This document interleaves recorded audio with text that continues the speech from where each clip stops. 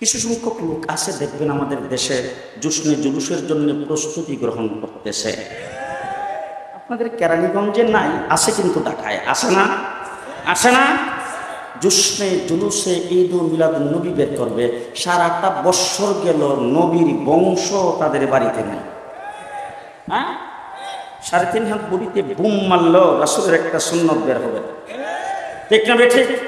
তাদের চেহারাই নবীর আদর্শ নাই, তাদের কথাবার্তাই নবীর আদর্শ নাই, তাদের চলাফেরাই নবীর আদর্শ নাই, তাদের ব্যবসায়ী নবীর আদর্শ নাই, তাদের দোকানদারিতে নবীর আদর্শ নাই, তাদের বিবাহ শাদীতে নবীর আদর্শ নাই, তাদের কাই কারবারে নবীর আদর্শ নাই, তাদের লেনদেনে নবীর আদর্শ নাই, তাদের চাওয়া তাদের উঠা বসায় নবীর আদর্শ নাই, কোন কিছুতে নবীর আদর্শ নাই। রবিউল আউয়াল মাস আসলেই বিশ্ব নবীর আগমনে খুশি হইয়া তারপরে রাস্তায় যারা বড় বড় মিছিল বের করে, আমি তাদেরকে বলতে চাই, বিশ্ব নবীর আগমনে একদল খুশি হয়েছে, আরেকদল রাসূলের আদর্শ মেনেছে। হুজুর আকরাম সাল্লাল্লাহু আলাইহি সাল্লাম যে উদ্দেশ্যে পৃথিবীতে আগমন করেছিলেন সেই উদ্দেশ্য সফল করেছেন হযরতে আবু বকর সিদ্দিক, আর রাসূল আগমনে খুশি হয়েছেন আবু লাহাব।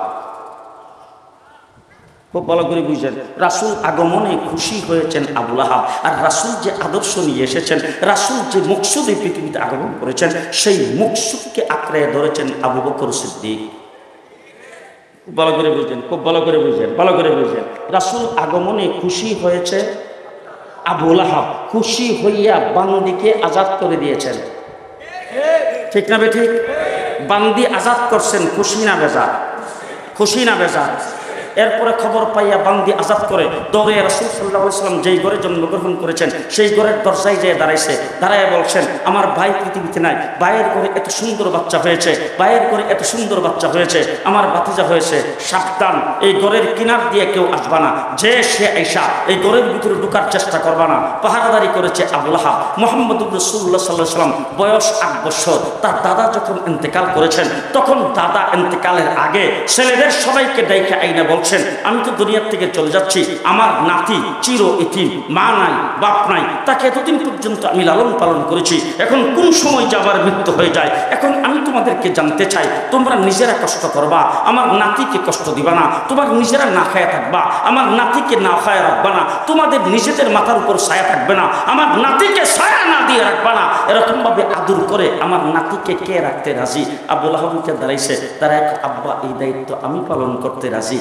আব্দুল মুত্তালিব উঠে, তোর রাগ সাংঘাতিক, মেজাজ ভালো না, তোর অভ্যাস খারাপ, তোর মেজাজও খারাপ, তোর চরিত্র খারাপ, তোর কাছে দায়িত্ব দেওয়া যাবে না। পরবর্তীতে আবু তালিব দায়িত্ব গ্রহণ করেছেন। তাহলে 8 বছর বয়সে দায়িত্ব নিতে চাইছে মুহাম্মদুর রাসূলুল্লাহ সাল্লাল্লাহু আলাইহি ওয়াসাল্লামের জন্মে খুশি হইয়া আবু লাহাব, রাসূলুল্লাহ সাল্লাল্লাহু আলাইহি ওয়াসাল্লামের জন্মে খুশি হইয়া বান্দীকে আজাদ করে দিয়েছেন আবু লাহাব। কিন্তু রাসূল 40 বছর পরে নবুয়ত পাওয়ার পরে রাসূল যখন সেই সাফা পাহাড়ের মধ্যে উঠে সেখানে যখন বললেন লা ইলাহা ইল্লাল্লাহ, তখন রাসূলের গায়ে সর্বপ্রথম পাথর মেরেছেন যিনি, তিনিও আবু লাহাব, ঠিক না বেঠিক? এক তবকা রাসূলের জন্মে খুশি হয়েছে, আর এক তবকা হলো রাসূল সাল্লাল্লাহু আলাইহি ওয়াসাল্লাম যেই মকসুদে আগমন করেছেন সেই মকসুদকে আঁকড়ে ধরেছেন, সেই তবকা হলো হযরত আবু বকর সিদ্দিকের জামাত। আর এক তবকা হুজুর আকরাম সাল্লাল্লাহু আলাইহি ওয়াসাল্লামের আগমনে খুশি হয়েছেন, সেই তবকা হলো আবু লাহাবের জামাত, ঠিক না বেঠিক? ঠিক না বেঠিক? এবার আমি আপনাদের জিজ্ঞেস করতে চাই, আবু লাহাব জান্নাতে যাইব তো? আসতে কর। রাসূল জন্মে খুশি হইয়া বান্দীকে আজাদ করে দিয়েছেন, তারপরও জান্নাতে যাবে? যাবে না। আবু বকর সিদ্দিক যে যাবে, যাবে। আমি যদি বলি যাই রয়েছে, হ্যাঁ, রাসূল সাল্লাল্লাহু আলাইহি ওয়াসাল্লাম বলছেন হাসরের কঠিন ময়দানে উম্মতের নাজাতের জন্য আল্লাহর দরবারে আবু বকর সিদ্দিককে পেশ করব।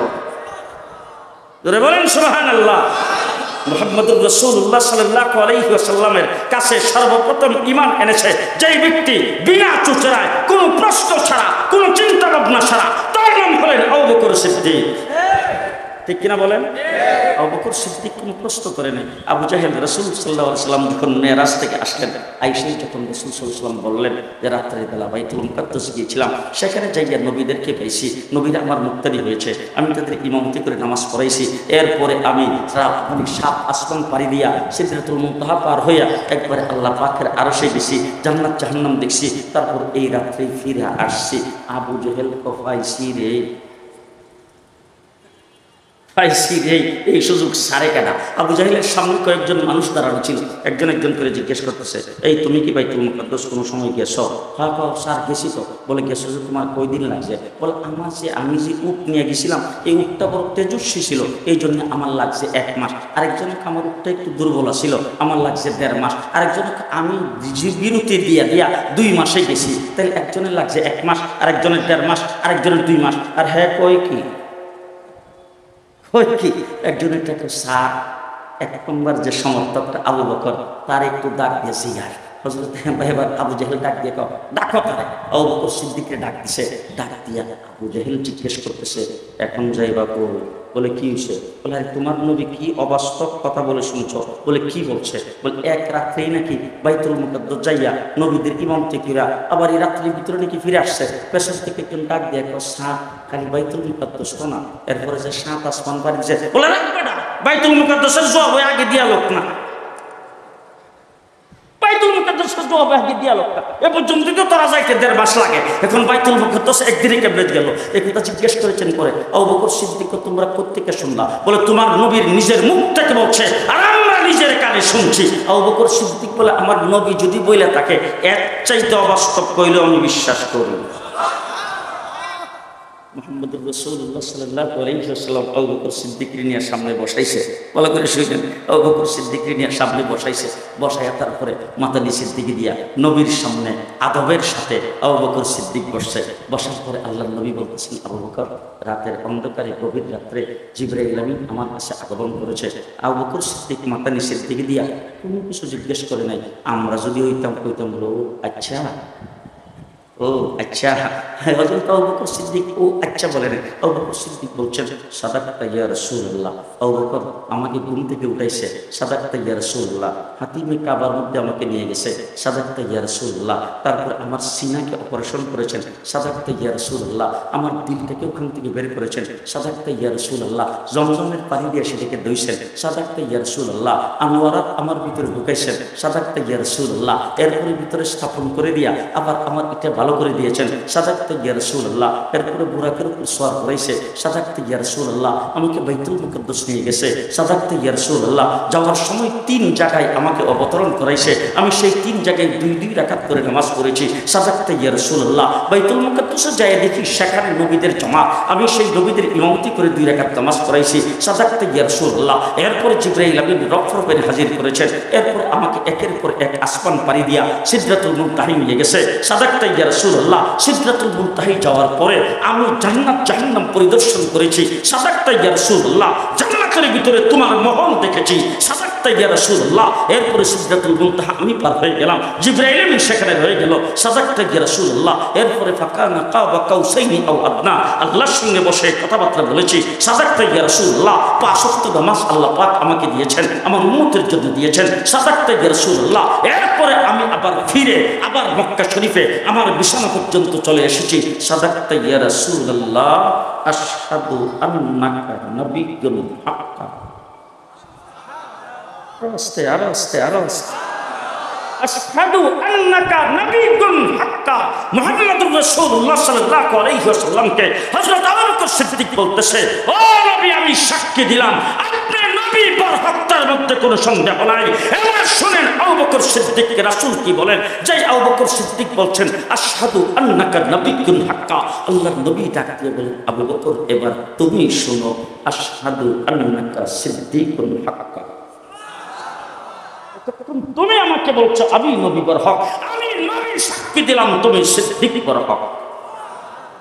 সেই আবু বকর সিদ্দিক মুহাম্মদুর রাসূলুল্লাহ সাল্লাল্লাহু আলাইহি ওয়াসাল্লামের মিশনকে কবুল করেছেন, তার মকসদকে কবুল করেছেন। আর যারা শুধু মুহাম্মদুর রাসূলুল্লাহ সাল্লাল্লাহু আলাইহি ওয়াসাল্লামের আগমনে খুশি হয়েছে, তারা আবু লাহাবের দল। আর যারা রাসূল সাল্লাল্লাহু আলাইহি ওয়াসাল্লামের মিশনকে বাস্তবায়ন করার জন্য, দ্বীনকে বাস্তবায়ন করার জন্য জীবনকে বাজি লাগায় সামনের দিকে অগ্রসর হবে, তারা আবু বকর সিদ্দিকের বংশধর।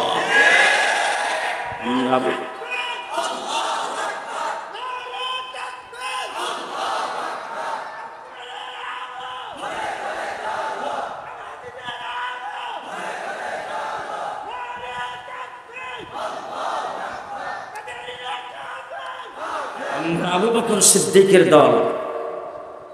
আমরা কোন দল? আরো আস্তে, আরো আস্তে, আরো আস্তে। আমরা আবু বকর সিদ্দিকের দল, আবুল হাবের দল না। ঠিক কিনা বলেন? মুহাম্মদুর রাসূলুল্লাহ সাল্লাল্লাহু আলাইহি ওয়াসাল্লাম দুনিয়ার থেকে চলে গেছেন, 30 পারা কোরআন এখনো আছে, আছে। এবার দেখেন মুহাম্মদুর রাসূলুল্লাহ সাল্লাল্লাহু আলাইহি ওয়াসাল্লামের আগে নবী পৃথিবীতে আগমন করেছেন। নূহ আলাইহিস সালামের নাম শুনছেন তো? হ্যাঁ, কয় বছরের নবী? 950 বছর। কয় বছর? 950 বছর। উম্মতের সংখ্যা 9,500, 9.5 লাখ, মাত্র 80 জন। মাত্র মাত্র কয় বছরে? কয় বছরে? 950 বছরে। আর আমার নবী মুহাম্মদুর রাসূলুল্লাহ সাল্লাল্লাহু আলাইহি ওয়াসাল্লাম 13টা বছর পর্যন্ত মক্কাতে নির্যাতিত হয়েছেন। নির্যাতন ভোগ করে হুজুর আকরাম সাল্লাল্লাহু আলাইহি ওয়াসাল্লাম হিজরত করে গেছেন মদিনায়। পরের বছর আবু জাহেল মদিনায় আক্রমণ করার জন্য গেছে, হুজুর বদরে যুদ্ধ করার জন্য গেছেন। সেখানে সংখ্যা 313। কয়জন? 80 থেকে কম না বেশি? 313। আমার রাসূল সাল্লাল্লাহু আলাইহি ওয়াসাল্লাম এর পরের বছর উহুদের লড়াইয়ে গেছেন, সেখানে সংখ্যা 750। কয়শো? 750। ষষ্ঠ হিজরিতে সুলে হুদাইবিয়া হয়েছে। হুদাইবিয়া নামক জায়গা থেকে রাসূল মক্কায় যাইতেছিলেন, সেখান থেকে চুক্তি করে তারপরে ফেরত এসেছেন। ওই জায়গায় সংখ্যা ছিল 1400। ষষ্ঠ হিজরির পরে অষ্টম হিজরিতে ফতেহ মক্কা হয়েছে। আমার নবীর সাথে 10,000 সাহাবী, 10,000 সাহাবী দশম হিজরিতে আরফার ময়দানে হাজির হয়েছে। সেখানে সাহাবীর সংখ্যা 1.5 লাখ। কয় লাখ? কয় বছর? কয় বছর? 10 বছরে কয় লাখ? কয় লাখ? 1.5 লক্ষ সাহাবী নিয়া মুহাম্মদ রাসূল সাল্লাল্লাহু আলাইহি ওয়াসাল্লাম সেই জায়গায় উপস্থিত হয়েছেন। হুজুর উটের উপর শোয়া। সেই জায়গার ভিতরে আল্লাহ পাক আয়াত নাযিল করেছেন, আল ইয়াউমা আকমালতু লাকুম দীনাকুম, আল ইয়াউমা আকমালতু লাকুম দীনাকুম। ও নবী, ও হাবিব, আজকের দিনে তোমাদের দিনকে, তোমাদের জন্য আমি অল কমপ্লিট করে দিলাম। কেমন কমপ্লিট? খুব ভালো করে বুঝবেন। মুহাম্মদুর রাসূলুল্লাহ সাল্লাল্লাহু আলাইহি ওয়াসাল্লামকে বলেন, ও আমি দিন কমপ্লিট করলাম। কেমন কমপ্লিট? ভালো করে বুঝেন। আমি আল্লাহ আমার প্রতিনিধি নবী দুনিয়াতে প্রেরণ করেছি 1.5 লাখ, আর আপনি হলেন রাহমাতুল লিল আলামিন। আপনার প্রতিনিধি শাফিও দিলাম 1.5 লাখ। আল্লাহর প্রতিনিধি নবী 1.5 লাখ। নবীর প্রতিনিধি আল্লাহ পাক রব্বুল আলামিন, রব্বুল আলামিনের প্রতিনিধি নবী হলেন 1.5 লাখ, আর রাহমাতুল লিল আলামিনের প্রতিনিধি সাহাবী কয় লাখ? 1.5 লাখ। সুতরাং দিন কমপ্লিট। আমার প্রতিনিধি নবী 1.5 লাখ, আপনার প্রতিনিধি সাহাবী 1.5 লাখ, সাহাবী 1.5 লাখ, 1.5 লাখ সাহাবী, 1.5 লাখ আপনার প্রতিনিধিকে সামনে রেখে ঘোষণা করলাম, তোমাদের দিনকে তোমাদের জন্য অল কমপ্লিট করে দিলাম। এবার সমস্ত সাহাবী খুশিতে ভাগবার, একজন আরেকজনের গায়ে আতর লাগাইতেছে, একজন আরেকজনকে জড়াইয়া ধরতেছে, একজন আরেকজনের সঙ্গে কোলাকুলি করতেছে, একজন আরেকজনকে চুমু খাইতেছে। সবাই খুশি। আবু বকর সিদ্দিক রাসূলের সামনে বসে বসে যার যার হয়ে কাঁদতেছে। সাহাবায়ে কেরাম আবু বকর সিদ্দিককে জিজ্ঞেস করেছেন, আবু বকর, কান্দার কারণ কি? তুমি কেন কাঁদতেছো? আমরা তো সবাই খুব খুশি, এই আয়াত নাযিল হয়েছে, এটা শুনে আমরা অত্যন্ত খুশি হয়েছি, এখন তুমি কাঁদতেছো কেন? হযরত আবু বকর সিদ্দিক বলে, তোমরা যেই সানসে খুশি আমিও সেই দিক থেকে খুশি, তবে আমি যেই দিকে লক্ষ্য করেছি সেই দিকে তোমরা লক্ষ্য করো নাই। তার কারণ হলো এই দিনকে কমপ্লিট করার জন্যে আল্লাহ পাক আল্লাহর হাবিবকে দুনিয়াতে প্রেরণ করেছেন। হযরত আদম আলাইহিস সালাতু ওয়াস সালাম থেকে আল্লাহ পাক এই দিনকে প্রেরণ করেছেন। আল্লাহ পাক কোরআন শরীফের ভিতরে বলেছেন, ওয়াইজ আখাযাল্লাহু মিসাকান নাবিয়্যিন লামা আতাইতুকুম মিন কিতাবিন ওয়া হিকমা। উলামায়ে কেরাম এখানে আছে, তালিবে ইলম এখানে আছে, ভালো করে বুঝেন। আল্লাহ পাক বলছেন, লামা আতাইতুকুম মিন কিতাবিন ওয়া হিকমা। আদম থেকে ঈসা পর্যন্ত সমস্ত নবীদেরকে আল্লাহ ডাক দিয়ে বলেন, ও নবীরা, তোমাদেরকে দুনিয়াতে প্রেরণ করা হবে, কিতাব দেওয়া হবে, হিকমত দেওয়া হবে। তবে সেই জায়গার ভিতরে মুফাসসিরিনগণ লিখেছেন, আপনারা খুব সূক্ষ্মভাবে বুঝবেন, মিন কিতাবি ওয়া হিকমা, মিন কিতাবি ওয়া হিকমা, এখানে মিনে তাবিজি। আল্লাহ পাক এই জায়গায় মিন ব্যবহার করেছেন এই জন্য, আদম থেকে ঈসা পর্যন্ত কিতাবের কিছু দিয়েছেন, কিতাবের কিছু দিয়েছেন, হিকমতের কিছু দিয়েছেন, আল্লাহ পাক আদর্শের কিছু দিয়েছেন, তরিকার কিছু দিয়েছেন আদম থেকে ঈসা পর্যন্ত সবাইকে কিছু কিছু কিছু কিছু করে দিয়ে এনে মুহাম্মদুর রাসূলুল্লাহ সাল্লাল্লাহু আলাইহি সাল্লামের পালা যখন আসছে আল্লাহ ডাক দিয়ে বলেন ইন্না আতাইনাকাল কাউসার। ও হাবিব ভালো করে বুঝেন, সবাইকে দিয়েছি কিছু কিছু করে, আদম থেকে ঈসা পর্যন্ত সমস্ত নবীদেরকে দ্বীনের কিছু, হিকমতের কিছু, কিতাবের কিছু কিছু কিছু করে দিয়ে আসছি। ও হাবিব আপনার মাধ্যমে এসে আল ইয়াউমা আকমালতু লাকুম অল কমপ্লিট করে দিয়েছি, অল কমপ্লিট করে দিয়েছি। এবার অল কমপ্লিট হয়েছে এই জন্য আমি আবু বকরও খুশি।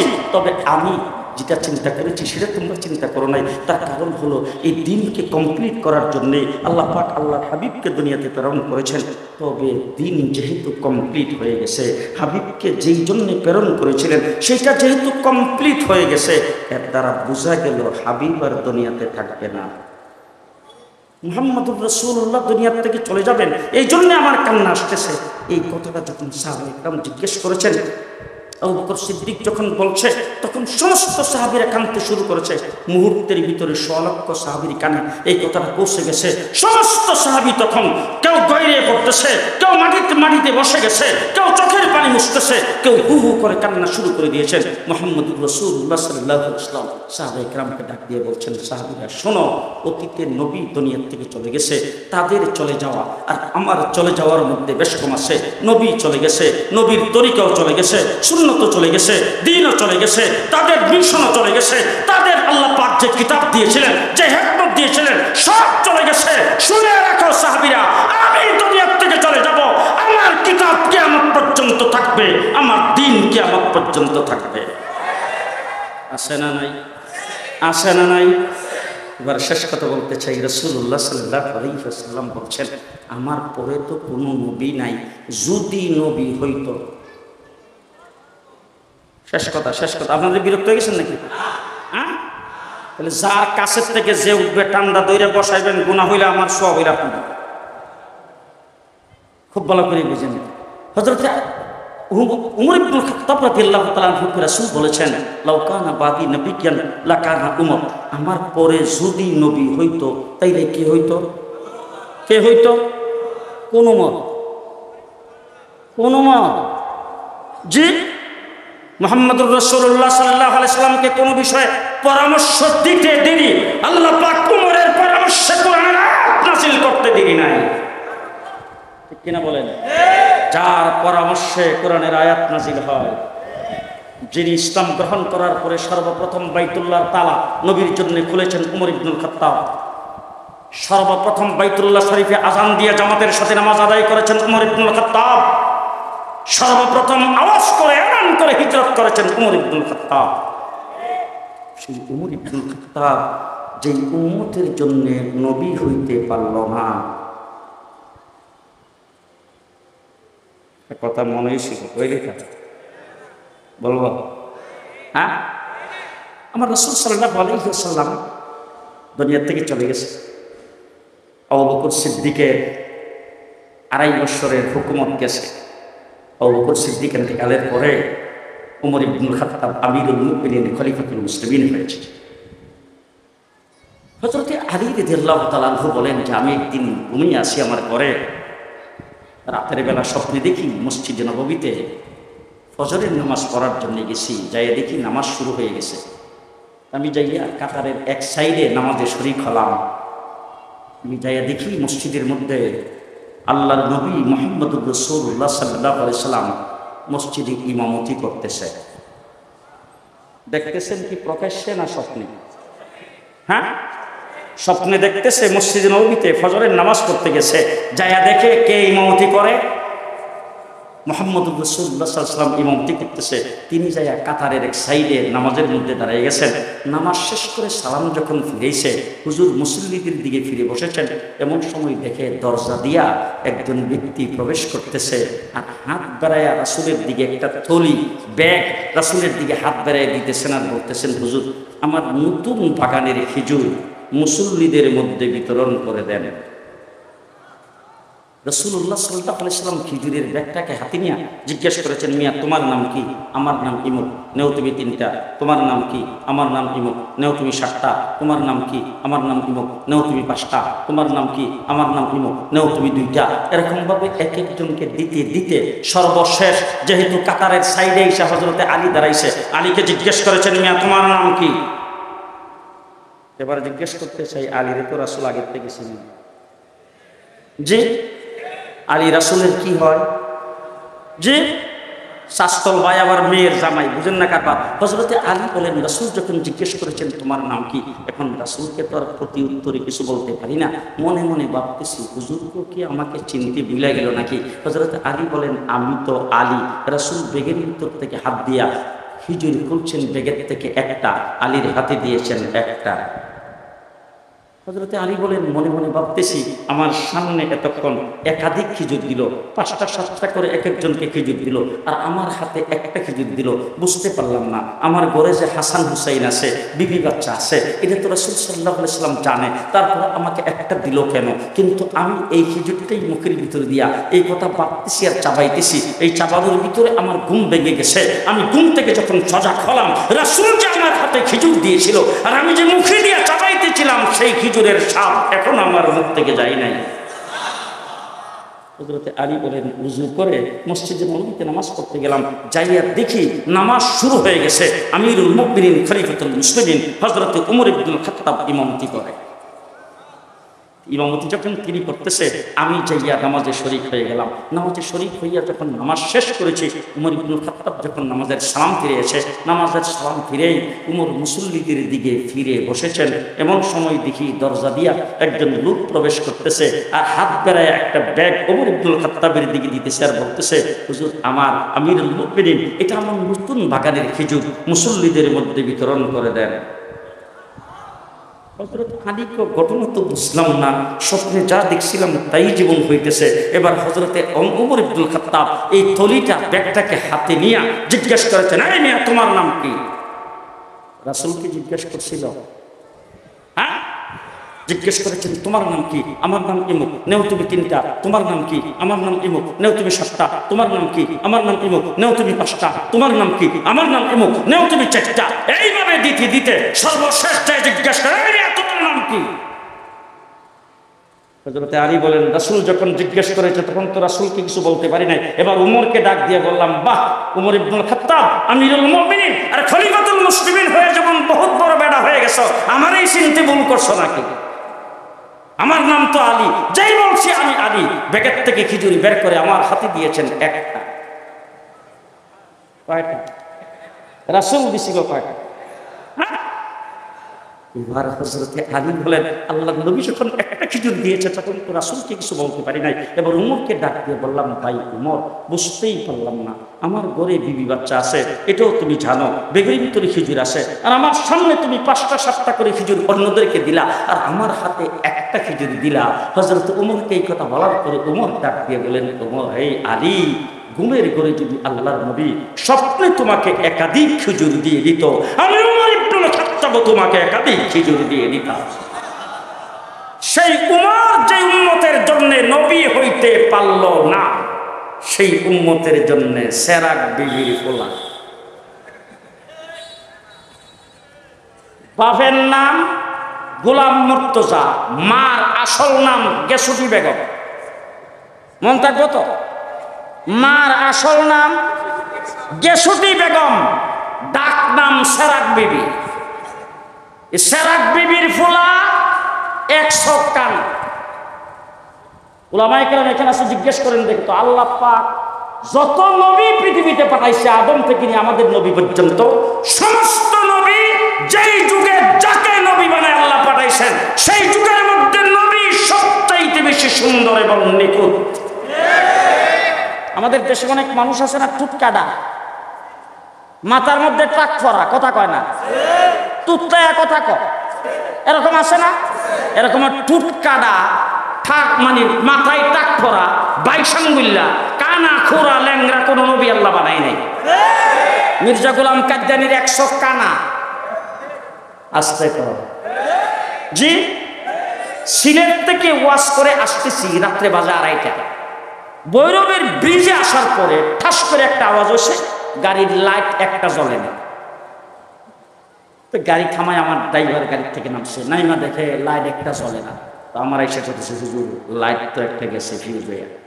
তাই বললাম এখন কি করবা, একটা লাইট দিয়ে কোনো রকম চালিয়ে যাইতে পারবা, আস্তে আস্তে যাইতে হবে আর কি। একথা করে যখন গাড়ি চালাইতেছে, ব্রিজ থেকে নামার পরে পুলিশ আটকাইছে। পুলিশ আটকাইবার পরে পুলিশে ইশারা দিচ্ছে আমার ড্রাইভারের নামতে। ড্রাইভার গাড়ির থেকে নামছে, পরে লাইট দেখছে, তোমার একটা লাইট জ্বলে না। আমি গাড়ির গ্লাস খুলে পুলিশে ডাক দিয়ে বললাম, এই ব্রিজের উপরে হঠাৎ করে ঠাস করে আওয়াজ করিয়া লাইটটা ফিউজ হয়ে গেছে, এখন রাত্রে বাজে 2:30, আমি যাবো ঢাকা। এত রাত্রে আমি মিস্ত্রি পাবো কোথায়, লাইট পাবো কোথায় লাগাইতে, এখন তো আমার একটা লাইট দিয়ে যাইতে হবে। পুলিশ আমার দিকে তাকায়, 2 লাইটওয়ালা গাড়ির একটা যদি ফিউজ থাকে আর একটা লাইট দিয়া এই গাড়ি রাস্তায় চলার আইন নাই। বুঝছেন না জি? এই আইনটা কে বানাইছে? মানুষে বানাইছে, কথা কয় না। কে বানাইছে? সরকার বানাইছে। তাইলে গোটা পৃথিবীর জমিনে 2 লাইটওয়ালা গাড়ির একটা লাইট যদি ফিউজ থাকে, সেই গাড়ি যদি পৃথিবীর মানুষের বানানো রাস্তায় চলার আইন না থাকে, আল্লাহ পাকের দুনিয়ার সত্যে দুনিয়ার রাস্তায় এক চকওয়ালা নবীও চলার আইন নাই। কিনা বলেন? এক চকওয়ালা নবীও চলতে পারে পারে না। মনে থাকবে তো? মনে থাকবে তো? বকশিবাজার আপনাদের চাইতে বেশি দূরে না, কাছে। যদি কাদিয়ানির কাউরে ফান, তাইলে প্রশ্ন করবেন 60টা। কয়টা? মনে রাখতে পারলে কমু, মনে রাখতে পারবেন? প্রশ্ন কয়টা? 60টা। 1 নম্বর প্রশ্ন করবেন, তোরা নবীর নাম কি? 2 নম্বর প্রশ্ন, তোরা নবীর উহি কি? 3 নম্বর প্রশ্ন, তোরা নবীর কালিমা কি? 4 নম্বর প্রশ্ন, তোরা নবীর দাফন করছ কই? প্রশ্ন কয়টা? মনে রাখতে পারবেন? 1 নম্বর প্রশ্ন, তোরা নবীর নাম কি? আল্লাহ পাক মুরাক্কাব কোন নবীর নাম রাখে নাই, সমস্ত নবীর নাম মুফরাদ। এবার বাংলা ভাষায় সবাই বুঝেন, সমস্ত নবীর নাম এক শব্দে, সংযুক্ত শব্দে কোন নবীর নাম নাই। আদম, নূহ, ইব্রাহিম, ইসহাক, ইসমাইল, ইয়াকুব, সুলাইমান, দাউদ, জাকারিয়া, ইয়াহইয়া, ইলিয়াস, মুসা, হারুন, ঈসা, মুহাম্মদ। আর হের নাম মির্জা গোলাম আহমদ কেদেন। নবীনা সু, নবীনা ডাকাত, নবীনা ইবলিস, নবীনা শয়তান। 2 নম্বর প্রশ্ন করবেন, তোরা নবীর কালিমা কি কর?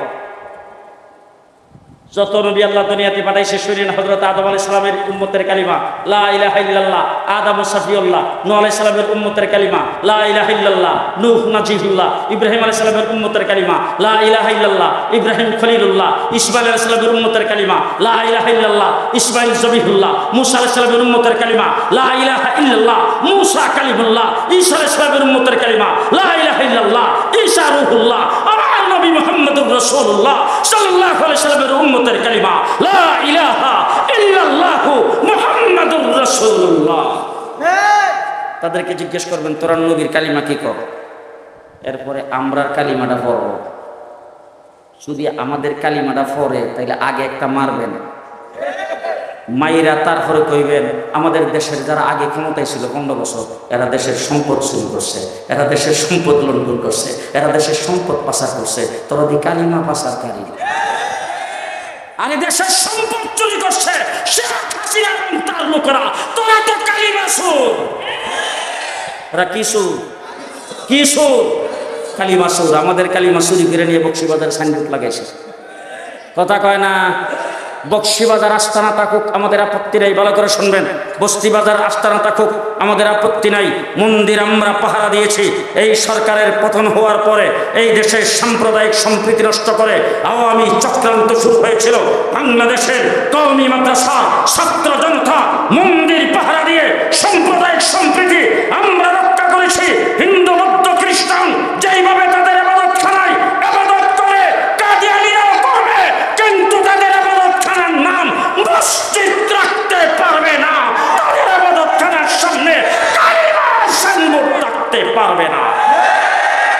কিনা বলেন? 3 নম্বর প্রশ্ন, তরান নবীর উহি কি? যত নবী আল্লাহ দুনিয়াতে পাঠাইছে, নবীকে যেখানে পাঠাইছে তার মাতৃভাষায় আল্লাহ ওহী নাজিল করেছেন। আমার নবী মুহাম্মদুর রাসূলুল্লাহ সাল্লাল্লাহু আলাইহি ওয়াসাল্লামের মাতৃভাষা কি? কোরআন শরীফ কোন ভাষায়? আরো জোরে। আরবি ভাষায়। আর মির্জা গোলাম কাদের নিজের কিতাবে নিজে লিখছে, জিবরাইল আমিন আমার কাছে আল্লাহর ওহী পৌঁছায়, আল্লাহ আমার কাছে ওহী নাজিল করে, কোনো সময় ইংলিশ, কোনো সময় হিন্দি, কোনো সময় উর্দু, কোনো সময় আরবি, কোনো সময় ফার্সি। নিজের কিতাবে নিজে লেখছে আল্লাহের কাছে ওহী নাজিল করছে, I love you, I shall help you. নাউজুবিল্লাহ, জোরে কান আর জোরে। 4 নম্বর প্রশ্ন করবেন, তরান নবীরে দাফন করছ কই? নবীর জন্য আইন হইল নবী যেখানে মারা যাবে তাকে সেখানেই দাফন করতে হবে। আমার নবী আম্মা জান আয়েশা সিদ্দিকার হুজরার ভিতরে ইন্তেকাল করেছেন, দাফন করেছেন আম্মা জান আয়েশা সিদ্দিকার হুজরার ভিতরে, ঠিক কিনা বেঠিক? এখন তাদেরকে জিজ্ঞাসা, তরান নবীরে দাফন করছিস কই? যদি কোজে যেখানে মারা গেছে সেখানেই দাফন করছি, একটা মাইরে দেখবেন কিরি নবী টাট্টি থইরা মরে। কথা কয় না। পরিষ্কার ভাষায় মনে রাখেন, দুনিয়ার মানুষকে আল্লাহ পাক দুনিয়ার মাটির দ্বারা তৈরি করেছেন, নবীকে আল্লাহ পাক জান্নাতের মাটির দ্বারা তৈরি করেছেন। নবী কোন মাটির তৈরি? জান্নাতের মাটির তৈরি। আর হেরে আল্লাহ পাক পায়খানার মাটি দিয়ে বানাইছে। এটা নবী। আসতে কর জি। যদি বলে যে যেখানে মারা গেছে সেখানেই দাফন করছি, তাইলে মাইরা দিয়া বলবেন যে বেটা নবী পায়খানার টাকি ধরে মরে। আর যদি বলে যে এখান থেকে নিয়ে স্থানান্তর কইরা অন্য জায়গায় দাফন করছি, নবীর জন্য তো আইনি নাই। কথা কি মন থাকবো? প্রশ্ন কয়টা? কয়টা? 4টা। খুব ভালো করে মনে রাখবেন। আল্লাহ তাবারক ওয়া তাআলা এই জাতি থেকে আমাদেরকে আল্লাহ পাক হেফাজত করুন। আমরা নবী করিম সাল্লাল্লাহু আলাইহি সাল্লামের রওজা জিয়ারত করতে যাই, সেখানে যে আল্লাহর নবীকে সালাম দেয়। এই বছর আমি যখন গেলাম রাসূলের রওজার কিনারে যায় সালাম দেওয়ার সময়, বিশ্বাস করবেন আমার কলিজা হঠাৎ করে কামড় দিয়ে উঠছে যে আমি তো ওই দেশের মানুষ যেই দেশে বিশ্ব নবীর খতমে নবুওতকে যারা অস্বীকার করে তার নাম এখনো মুসলমানের কাতারে আছে। রাসূল যদি জিজ্ঞাসা কি জবাব দেবে? মুহাম্মদুর রাসূলুল্লাহ সাল্লাল্লাহু আলাইহি ওয়াসাল্লামের অন্তর যদি খুশি করতে চান, আল্লাহর নবীর সঙ্গে যদি লাইন লাগাইতে চান, রাসূলের ইজ্জত যদি রক্ষা করতে চান, বাংলাদেশে কাদিয়ানীরা থাকবে, তারা এই দেশে বসবাস করবে, নাগরিক সুবিধা পাবে, তারা অমুসলিম হয়ে পাইতে হবে, মুসলমান হইয়া থাকতে দেওয়া হবে না, হবে না, হবে না। রাজি সবাই? রাজি? কাদিয়ানীরা থাকবে অমুসলিম হইয়া, মুসলমান হইয়া। শেষ কথা, আমাদের দেশে হিন্দু বৌদ্ধ খ্রিস্টানেরা অনেক সময় মাহফিল করে কিনা? মাহফিল করে। তাদের পূজা মণ্ডপে তারা ওয়াজ করে কিনা? বাহিরে মাইক লাগে ওয়াজ করে। তো আমরা যাই তাদের মাইক ভাঙি, তাদের বিরুদ্ধে মিছিল করি, তাদের মন্দির ঘেরাও করি, কিচ্ছু করি না। তার কারণ হলো তাদের ধর্মের নাম দিয়া তাদের লেবাস কইরা তারা করে, সেখানে নাগরিক সুবিধা তারা পাবে। এই দেশটা হিন্দু বৌদ্ধ খ্রিস্টান মুসলমান সকলের, সুতরাং সকলে মিলে দেশকে আমরা আজাদ করেছি। স্বাধীন সার্বভৌম দেশের সুযোগ সুবিধা সবাই ভোগ করবে। এই জন্য তারা তাদের ধর্মের নাম দিয়া তাদের এবাদতখানায় তারা করে, আমাদের কোনো আপত্তি নাই। নাগরিক সুবিধা তারা পাবে, তারা পুলিশের প্রোটেকশন পাবে, আমরা তাদেরকে হেফাজত করব। কিন্তু কাদিয়ানীদেরকে পরিষ্কার ভাষায় বলতে চাই, তোমরা আহমদিয়া মুসলিম জামাত নাম দিয়া, ইসলামী সম্মেলন নাম দিয়া বাংলাদেশের 56,000 বর্গ মাইলের কোনো 1 ইঞ্চি মাটিতে কোনো জায়গায় যদি তোমরা কোনো সমাবেশ, কোন ইসলামী সম্মেলনের নামে কোনো জমায়েত করতে চাও, বাংলার মাটিতে তোমাদেরকে করতে দেওয়া হবে না, করতে দেওয়া হবে না, করতে দেওয়া হবে না ইনশাআল্লাহ। রাজি আছেন? রাজি আছেন?